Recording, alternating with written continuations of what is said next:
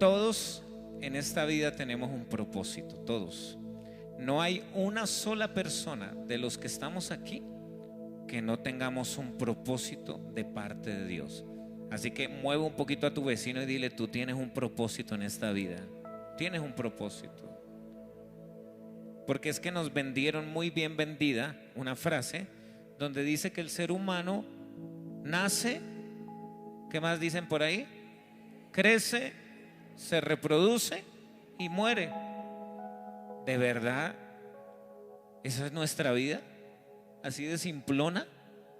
¿A eso nos trajo el mundo? ¿A crecer, reproducirnos y morir?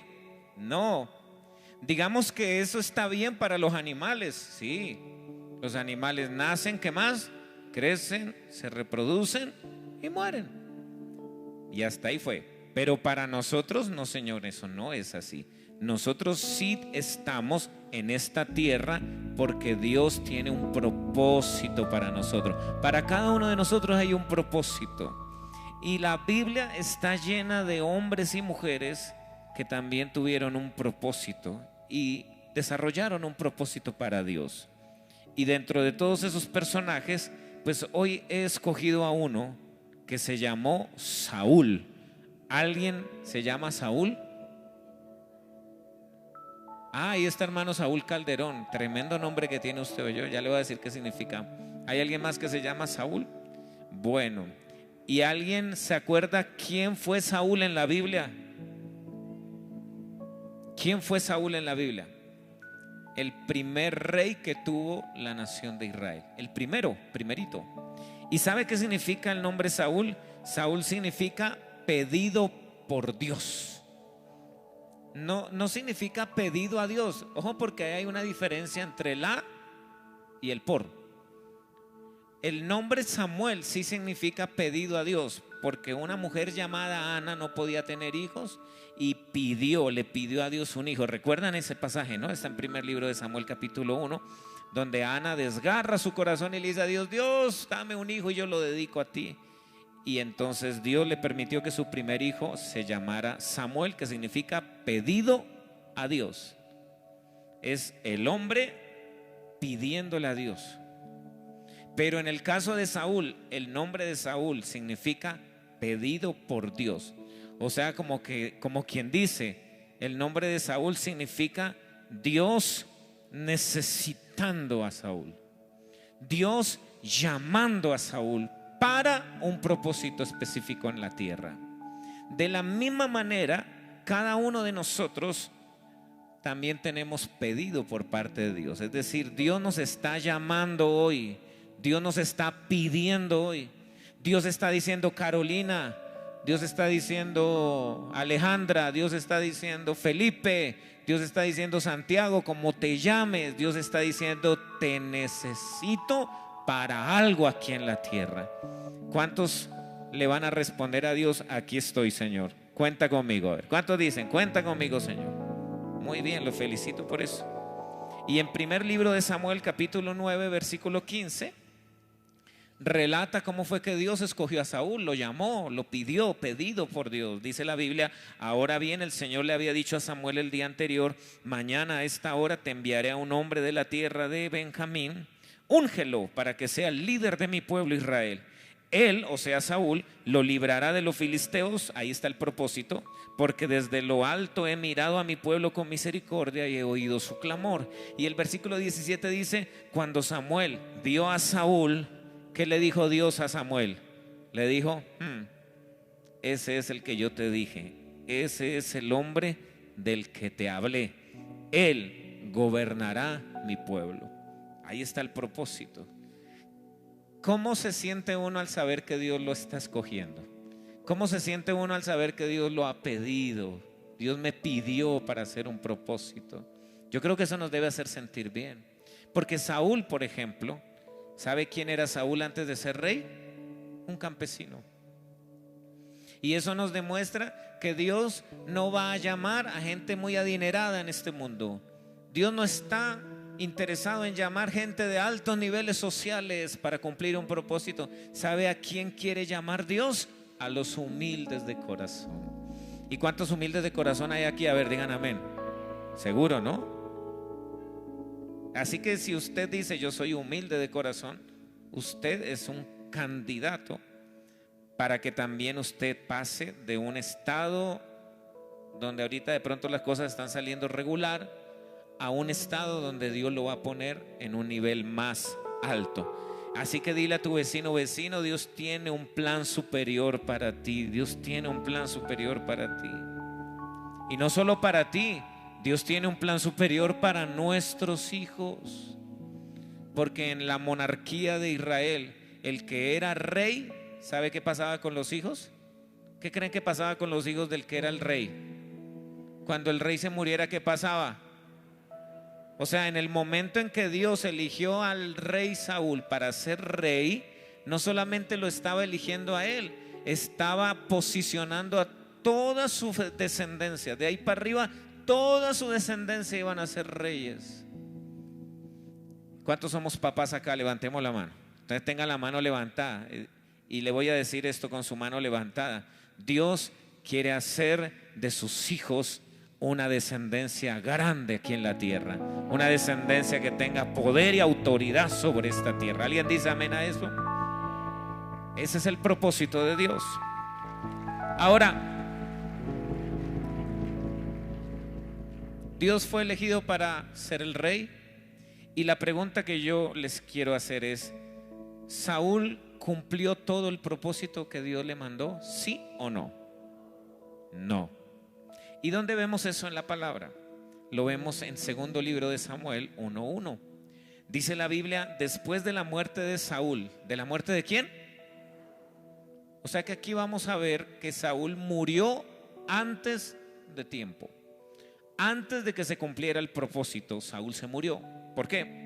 Dice la Biblia que David regresó de la victoria sobre los amalecitas y pasó 2 días en Siclag. Versículo 2 dice: al tercer día llegó un hombre del campamento del ejército de Saúl con sus ropas rasgadas y polvo sobre la cabeza en señal de duelo.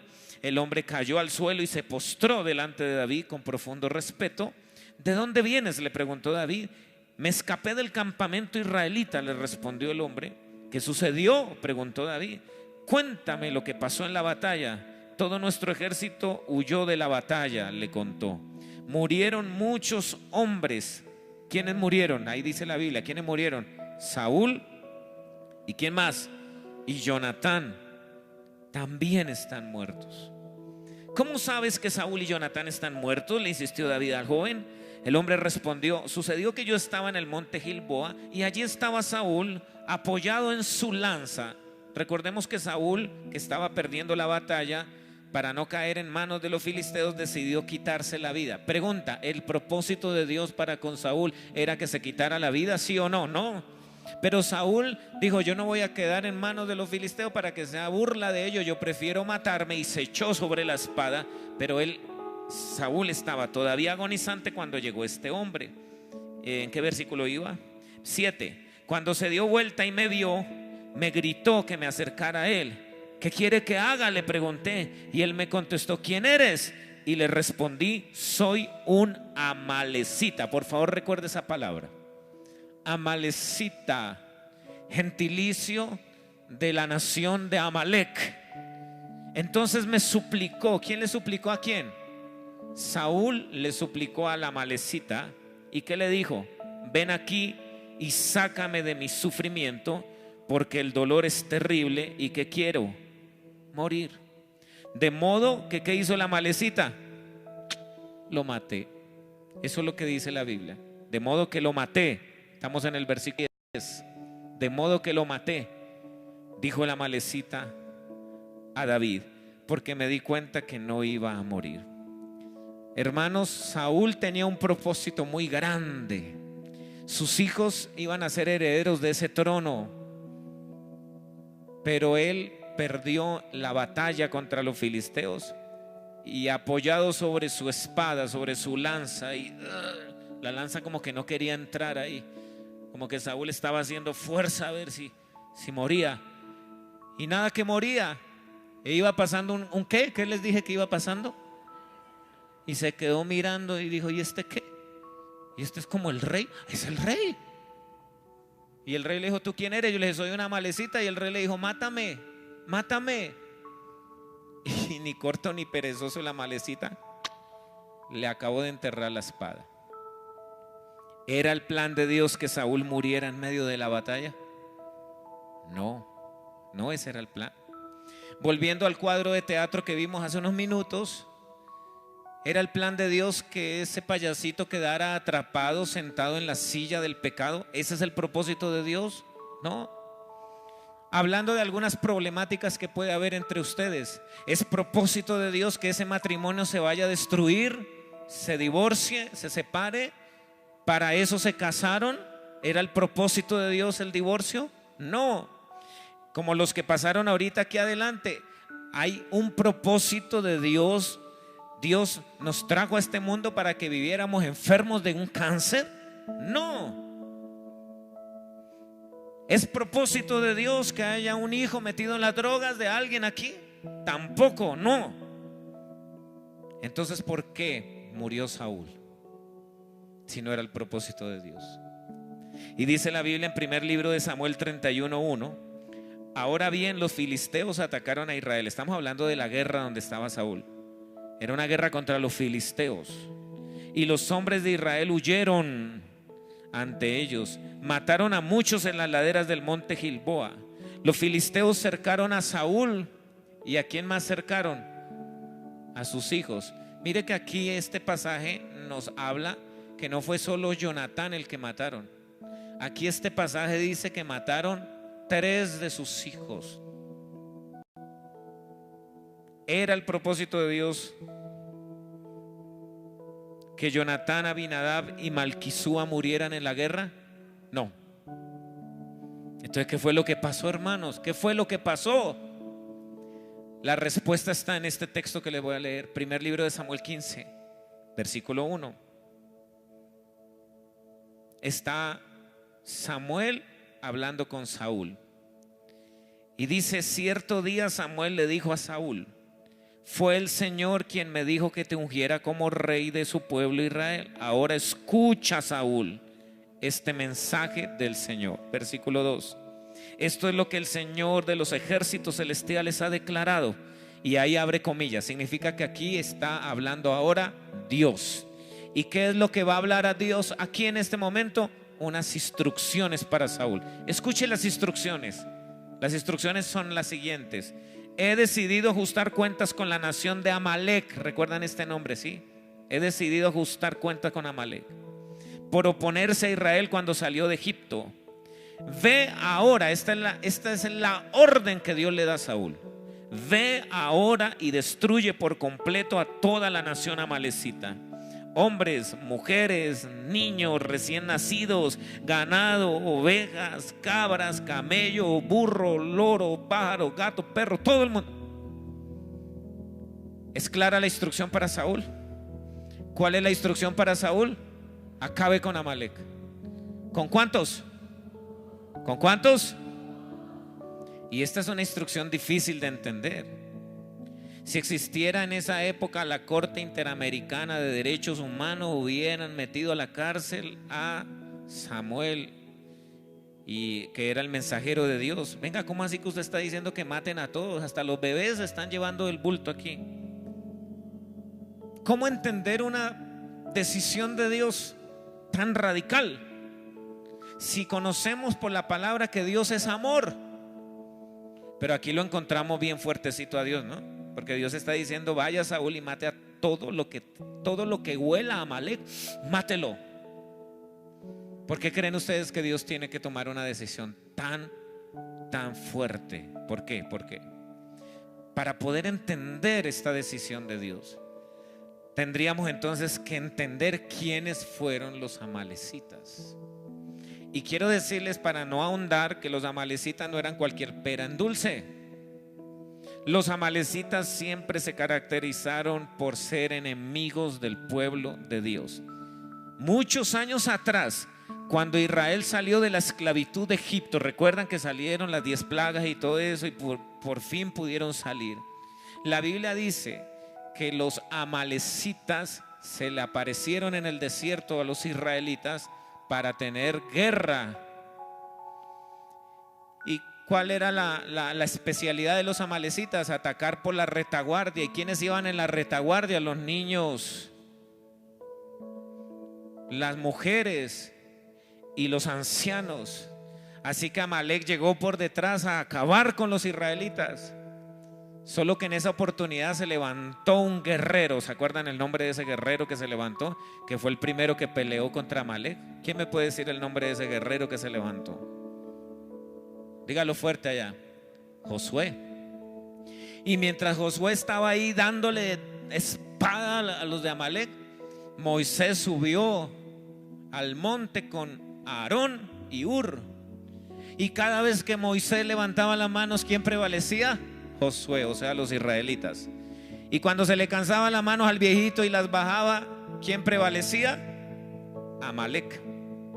Por eso Aarón y Hur tuvieron que sentar al viejito en una piedra y levantarle la mano para que finalmente Josué y los israelitas ganaran. Oiga, esa fue una batalla que ganó Israel por pura intervención de Dios, porque todos esos israelitas que iban por el desierto no tenían ninguna experiencia de ser guerreros. ¿Sabe qué experiencia tenían? Coser ladrillos y hacer pirámides. Eso era lo único que sabían hacer por 400 años. Pero Dios les dio la victoria. Entonces por eso Dios le dijo a Saúl: esos amalecitas que han querido siempre destruir mi pueblo, Saúl, tú como rey los tienes que destruir, porque esos amalecitas son crueles, son rastreros, atacan por debajo, atacan por la retaguardia. Además son idólatras, porque esos amalecitas no conocían a Dios como sí lo tenían los israelitas, como el único, el primero en su corazón. No, los amalecitas eran un pueblo idólatra porque tenían dioses paganos, dioses con D minúscula. Y a esos dioses con D minúscula les sacrificaban bebés y practicaban todo tipo de inmoralidad sexual en los templos de esos dioses. Ahora entienden ustedes por qué Dios le dijo a Saúl: no quiero nada con ese pueblo, quiero que lo destruyas. Coloca la diapositiva, porque el deseo de Dios desde esa época y hasta hoy es que su pueblo no se contamine. Ese es el deseo de Dios. No solamente el deseo de esa época. Hoy, 30 de junio del 2019, sigue siendo el deseo de Dios de que su pueblo, que somos nosotros, no nos contaminemos. Y hoy el Amalek, entonces, ¿quién representa? ¿A quién representa el Amalek? ¿Qué me hicieron el letrerito que tenían los de la obra de teatro? Esta vez se lo llevaron. Siempre me lo habían dejado acá. Por favor, búsquenme en el letrerito, búsquenme en los de teatro, en estaba almorzando.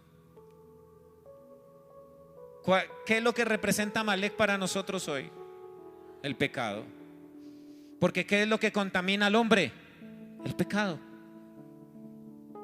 En otras palabras, la orden que Dios le dio a Saúl en esa época es la misma orden que Dios nos da esta tarde. Dios nos está diciendo clarito al oído: tienes que destruir todo lo que hay en tu corazón que te está contaminando. Lo tienes que destruir.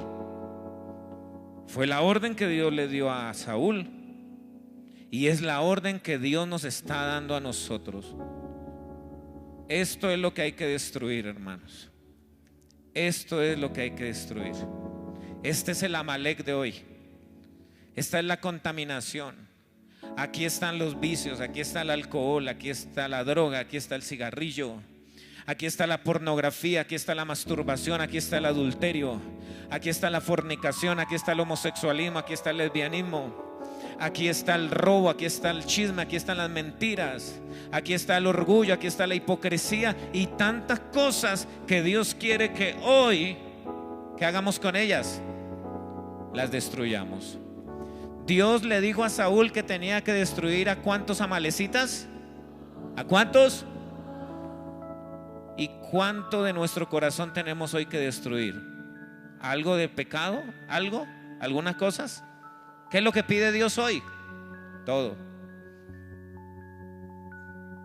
Entonces, la instrucción es clara. Otra pregunta: ¿Saúl obedeció, sí o no? no obedeció. Porque el primer libro de Samuel 15:7 dice: luego Saúl mató a los amalecitas. O sea, al comienzo uno piensa, bueno, sí hizo caso, porque la Biblia dice que Saúl mató a los amalecitas. Hijo, ya estoy en primer libro de Samuel 15:7. Dice que los mató desde Avila hasta llegar a Shur. En otras palabras, de extremo a extremo. El hombre iba haciendo caso, pero mire que en el 8 hay un problema.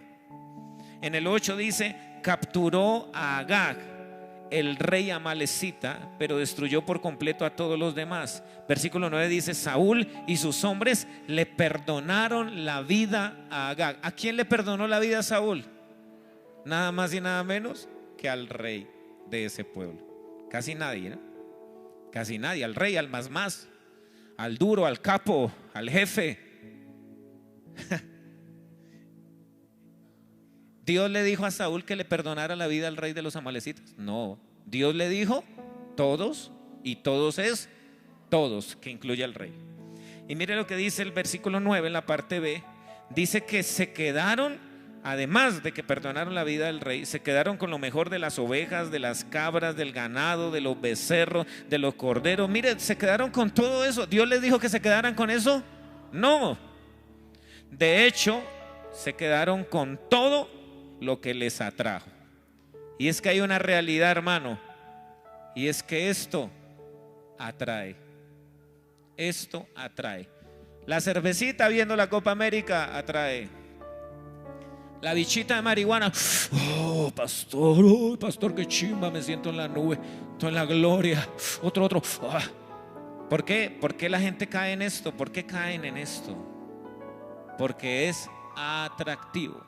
El payasito venía caminando, y aunque en la silla de pecado, porque así se llama ese sketch teatral, silla de pecado, aunque en la silla decía esto, ¿por qué el payasito terminó sentándose en la silla? Porque le atrajo. Claro, a un hombre, una mujer que quiera hacer que adultere, pues no va a ser una mujer por ahí desmueletada, despeinada. Seguramente que una mujer que quiera acabar con el hogar de un hombre casado va a ser un tronco de mujer. Como dicen por ahí, cambio una de 50 por 2 de 25. Porque el pecado es atractivo. A mí me gusta ver unas bromas en YouTube de un, ¿cómo se llama? De un programa en Brasil que hace bromas. Algo así como aquí en Bogotá, en Colombia, como hace algunos años daban un programa que se llama También Caerás. En Brasil tienen un programa donde hacen bromas en la calle. Y hay una que me gusta ver como 3 o 4 veces porque es que me hace reír como un niño. Porque hay una caseta en vía pública y tiene un aviso parecido a este en portugués que dice: no mire, dice así, no mire. Y tiene un círculo, un óvalo, para que la persona asome y vea qué hay por dentro. Y debajo dice: no mire. Y por dentro hay un par de payasos que están cantando esto, están cantando: vamos uno pa pa pa, vamos uno pa pa pa, vamos uno pa pa pa. Entonces la gente va caminando por la vía pública y se da cuenta que hay una caseta con ese ruidaje por dentro. Y aunque dice no mire, ¿sabe qué hace la gente? Así, mire, como si lo llevaran de la nariz, así. Puros chismosos que son. Y cuando ya van a poner la cabeza en el hueco, ¡pum!, tome su pastelazo. Lo vuelven una nada esa persona.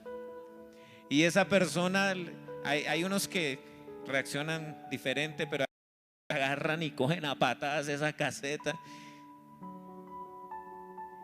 Y lo bueno es que la cogen a patadas y vuelven y se asoman. Su segundo pastelazo. Entonces, cuando le meten el pastelazo a la persona, entonces los payasitos empiezan: llevamos 2 pa pa pa, llevamos 2 pa pa pa. Es atractivo, ¿no? ¿Por qué será tan atractivo el no tocar? ¿Por qué será tan atractivo el no mirar? ¿Por qué será tan atractivo el no pecar? Tú vas con un niño de 6 añitos, 5 añitos a un supermercado o a una tienda de ropa y aparece un aviso que dice no tocar, y en menos de 30 segundos que te descuidas, tu hijo ya está tocando. Porque aún desde pequeños tenemos esa inclinación a untarnos de esto. Pero Dios le dijo a Saúl que matara a Amalec y todo lo que oliera a Amalec. Saúl desobedeció, como lo leímos. Saúl desobedeció. ¿Y cuál es la sentencia de Dios frente a la desobediencia de Saúl? Esto es lo más triste de este mensaje. En primer libro de Samuel 15:10, después de que Saúl deja con vida al rey de Amalec, Dios habla con Samuel y le dice, ahora ponga el 11, le dice: lamento haber hecho a Saúl rey, porque no me ha sido leal y se ha negado a qué cosa, hermanos, a obedecerme, a obedecer mis mandatos. ¿Qué son mandatos? Mis instrucciones, mis mandamientos, mis leyes. Saúl no me obedece, no es leal conmigo, entonces me pesa, dice, creo, la Reina Valera, la otra versión dice me pesa. Y en su Biblia este texto titula Saúl es desechado por Dios. Vamos a ver cuántos están durmiendo. Vamos a ver cuántos están durmiendo. ¿Cuántos también quisieran ser desechados por Dios? Digan amén. Solo hay una hermana. Bueno, gracias a Dios, solo una. ¿Y cuántos dicen yo no quiero ser desechado por Dios? Digan amén. Digamos amén, amén. Yo no quiero ser. Entonces, ¿qué hay que hacer para no ser desechado por Dios? Obedecer. Qué complique obedecer, ¿cierto? Es un complique obedecer. ¿Por qué la gente se complica tanto para obedecer? La palabra, hay que obedecer. ¿Es tan sencillo?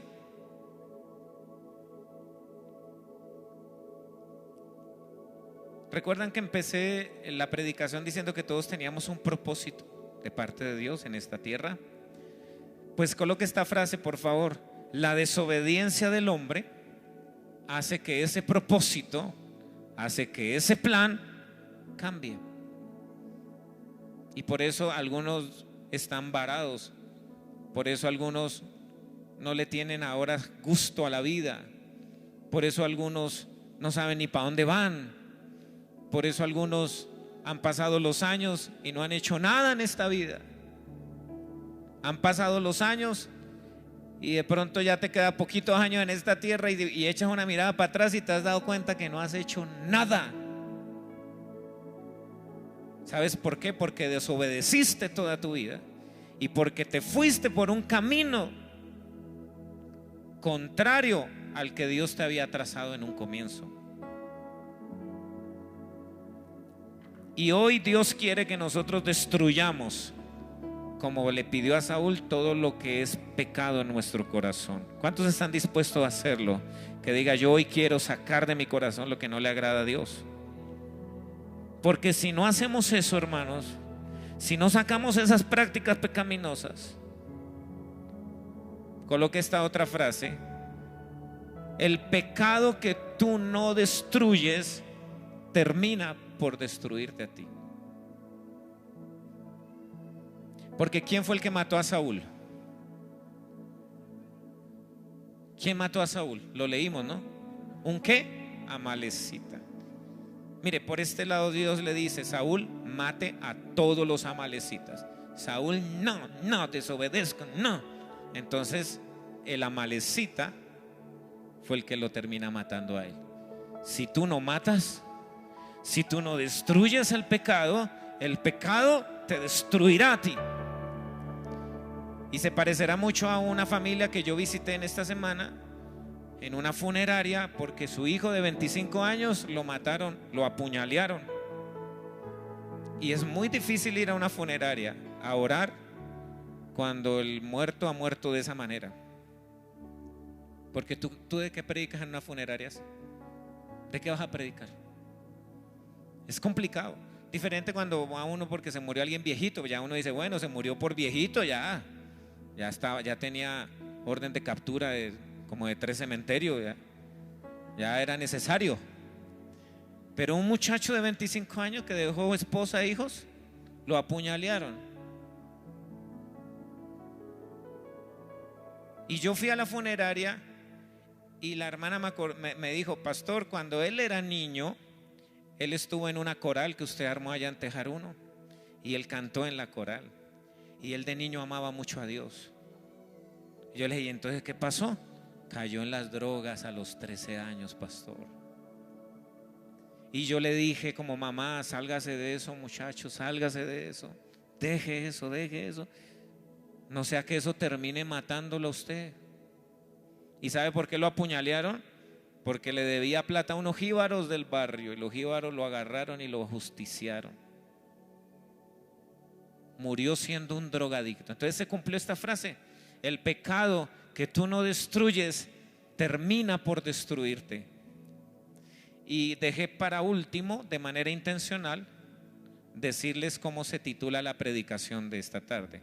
La predicación de esta tarde se titula: ¿me lleva él o me lo llevo yo? ¿Cómo les parece ese título? Yo creo que ese título no se le va a olvidar a usted. ¿Me lleva él o me lo llevo yo? ¿Qué es preferible? ¿Que me lleve el pecado? ¿Que me jale de narices? ¿O me lo llevo yo a ese pecado? Cuando yo digo me lo llevo, no es para llevármelo a mi casa, no. Cuando yo digo me lo llevo yo, es lo destruyo. ¿Me lleva él o me lo llevo yo? Carlos, ayúdeme por favor, Carlos Prieto.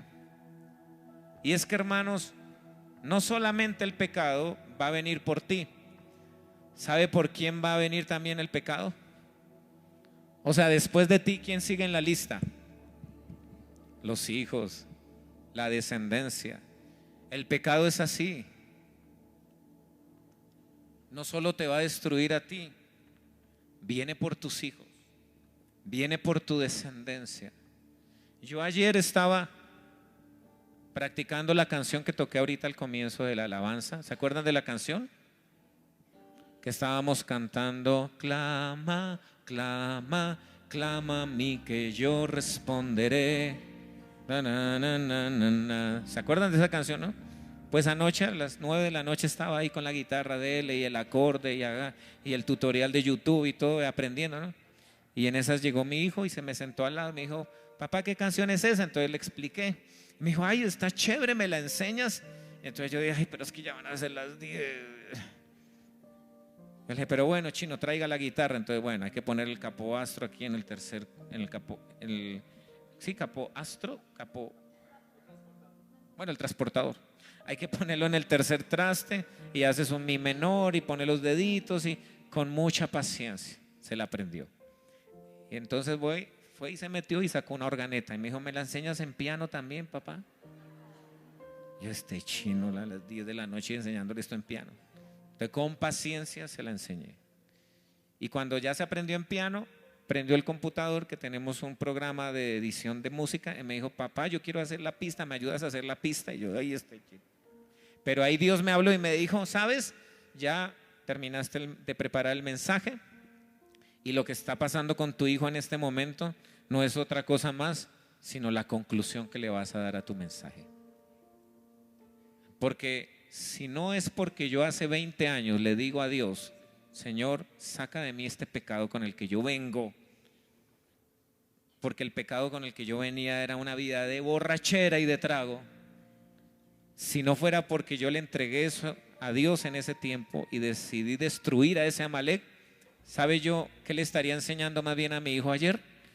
Le estaría enseñando: hijo, es hora de que cojas tu guitarra, y yo cojo mi guitarra y nos vamos a las tiendas de borrachos que hay por aquí en el barrio a ganarnos unos pesos. Así que mi hijo, afine ahí por la menor, arranque, papito, y dele: ódiame por piedad, yo te lo pido. Ódiame sin medida ni clemencia.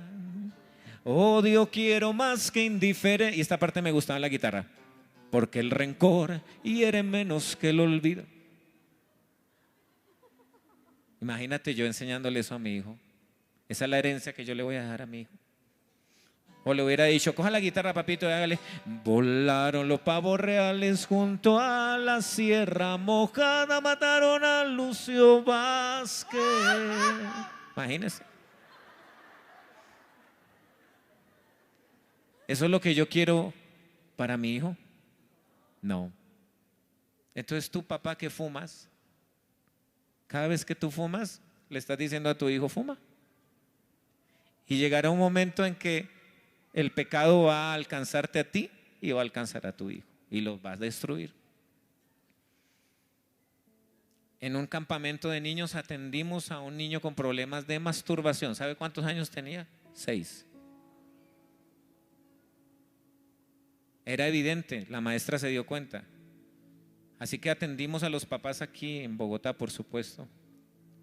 Y yo me reuní a solas con el papá y yo le dije, mire papá, debe haber un evento desencadenante donde tu hijo empieza a sentir esto. Recuerda qué fue lo que pasó. Y empieza a llorar el papá y me dice, lo que pasa es que yo tengo problema con la pornografía. Y un día cualquiera me estaba masturbando y no me di cuenta que detrás mío estaba él mirándome. Y yo le dije, ahí está tu herencia de maldición sobre tu hijo. O sea, lo que tú produciste en tu hijo es que él repita lo que tú estás haciendo.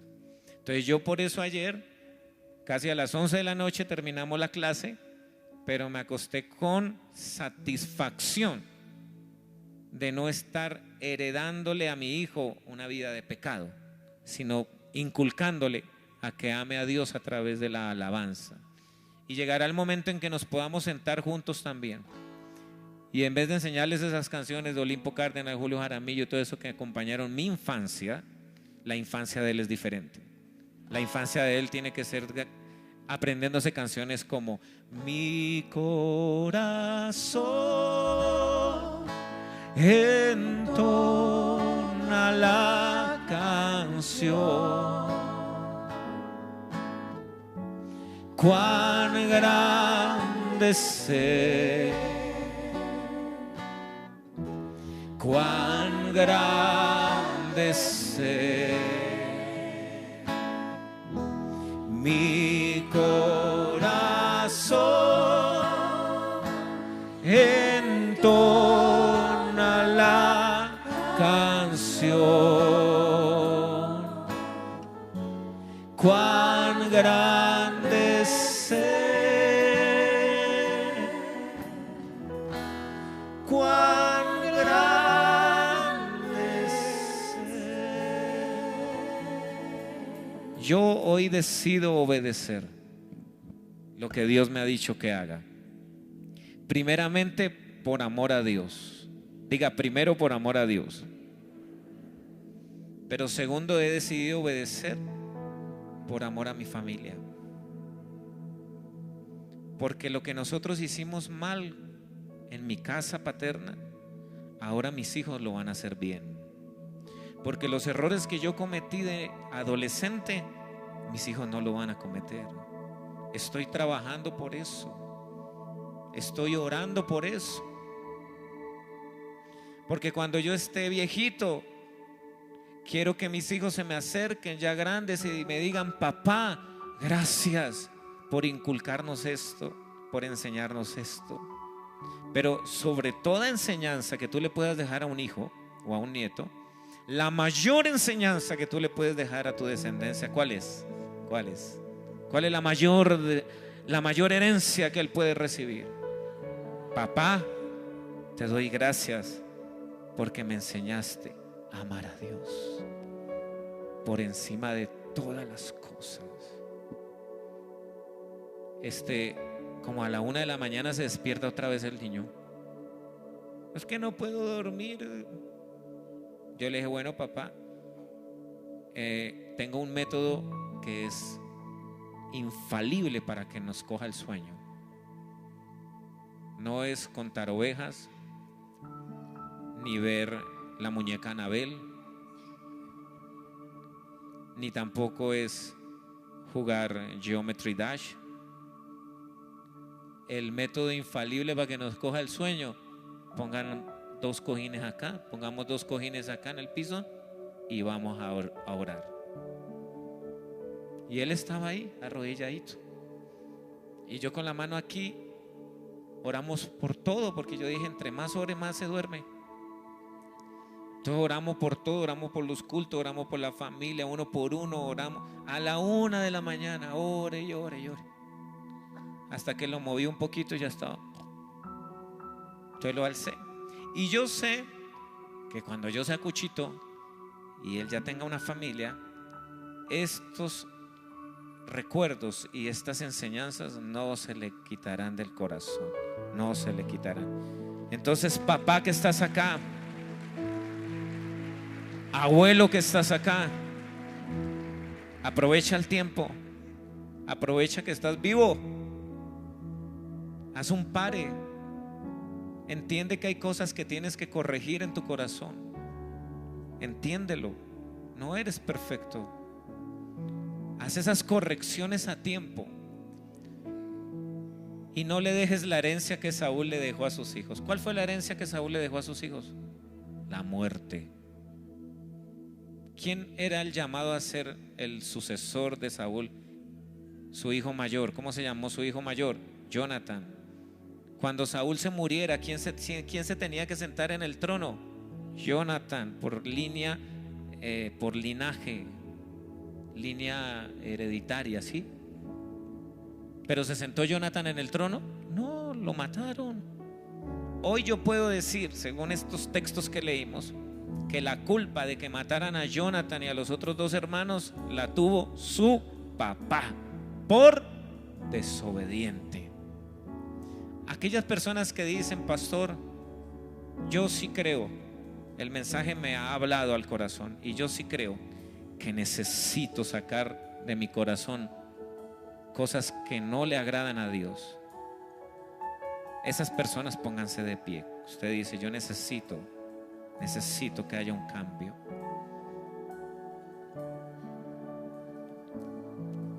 Y los que se quedan sentados, entiendo que estás ya en un estado de perfección. Ya no necesitas cambiar, o sea, estás perfecto. O sea, estás traslúcido ya. Tienes alas y aureola. Ya te bajes para el cielo, ya que más. No, yo creo que si todos estamos de pie es porque todos tenemos un Amalek que hay que hay que destruir. Y al payasito de la obra de teatro le vino a ayudar la enfermera, le vino a ayudar los bomberos, le vino a ayudar un físico-culturista acuerpado. Claro que el chino está flaco, pero bueno, acuerpado. Y nadie pudo ayudar a que este muchacho se separara de la silla de pecado, hasta que llegó alguien que le dijo al muchacho, al payasito, la única manera que te vas a parar de acá es arrepintiéndote y metiéndote con el jefe. Si te metes con el jefe, los problemas se van a solucionar. Y si llegan más problemas, pero estás con el jefe, él te va a ayudar a solucionar los problemas que vengan. Oremos al Señor. Levante sus manitos al cielo, cierre sus ojitos y dígale: gracias, Padre, por tu palabra, siempre tan certera, siempre tan directa, siempre tan penetrante. Tu palabra nunca vuelve vacía. Una vez es lanzada tu palabra, empieza a causar el efecto para lo cual ha sido lanzada. Y hoy nos presentamos delante de ti para decirte: Señor, perdónanos. Vamos a decirlo todo: perdóname, Señor, perdóname. ¿Qué herencia le estoy dejando a mi descendencia? La persona que lleve tu apellido en esta tierra será conocida por una persona pecadora, emproblemada, llevada. O la persona que lleve tu apellido en esta tierra será reconocida por una persona de bien, próspera, saludable. Eso depende de Dios, pero también depende de ti como papá, mamá, abuelo, abuela. Por eso con nuestra mano levantada te decimos: Señor, aquí estamos. Aquí estoy, con manos alzadas vengo, pues tú todo lo diste por mí. Aquí estoy, Mi alma a ti entrego, tuyo soy, Señor.